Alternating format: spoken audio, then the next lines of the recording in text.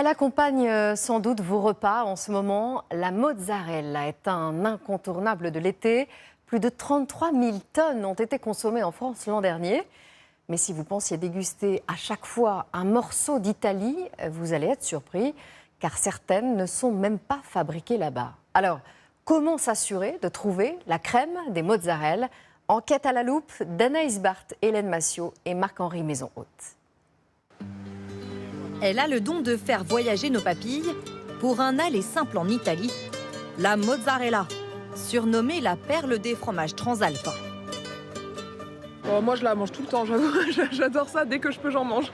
La mozza, ça évoque l'été en fait. Ça évoque la fraîcheur, ça évoque les vacances. C'est délicieux. Cette boule blanche, à la fois ferme et tendre, est même parvenue à détrôner le sacro-saint camembert. C'est désormais le fromage le plus consommé en France. Mais savez-vous où il est produit? Je suppose d'Italie. Bon, on m'a toujours dit Italie, je ne sais pas si c'est vrai ou pas. Oui, en partie. Mais derrière des noms aux sonorités italiennes, la provenance peut parfois surprendre. Ici, Union européenne, comprenez Allemagne. 2 mozzarella sur 10 vendus dans les grandes surfaces y sont fabriqués. Cela a une incidence sur les prix de 13 à 30 € le kilo. Il varie du simple au double. Alors qu'est-ce qui fait la différence? Direction la Campanie, berceau de l'or blanc italien. Nous sommes chez Gennaro D'Alessio, l'un des plus gros producteurs de la région. Entrez, je vais vous montrer mes bufflonnes. Voilà la première différence, le lait de bufflonne. 3 fois plus cher que le lait de vache, car l'animal nécessite des soins très particuliers. On leur donne beaucoup d'eau, c'est très important. Car l'été, sans eau, sans fraîcheur, elles peuvent arrêter de manger et donc ne plus produire de lait. Une bufflonne heureuse, c'est une bufflonne qui produit un lait plus savoureux. Pour fabriquer de la mozzarella, ce qui fait aussi la différence, c'est la tradition.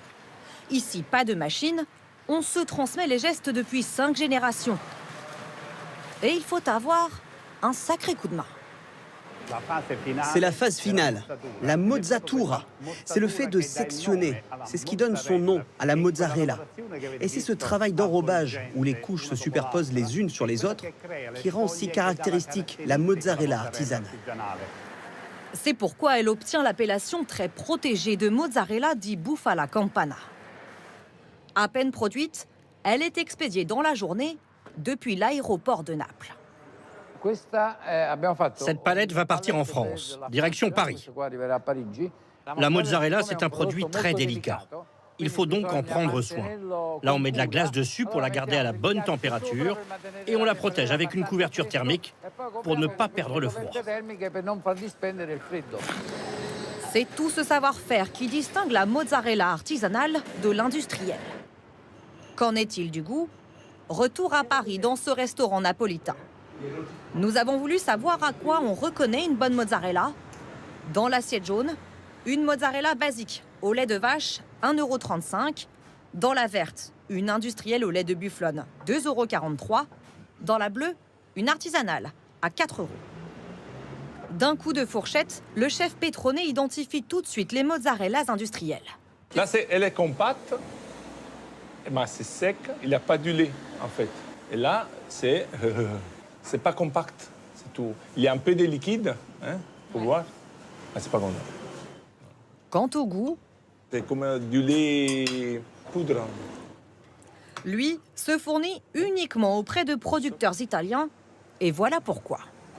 Quand on les coupe, là, ils sortent du lait. Ça, c'est du lait. Vous pouvez boire. C'est du lait. C'est pas de l'eau blanche. Le chef nous l'assure, une bonne mozzarella se suffit à elle-même. Oubliez sel, poivre et vinaigre. À Naples, c'est sacrilège. Et voilà.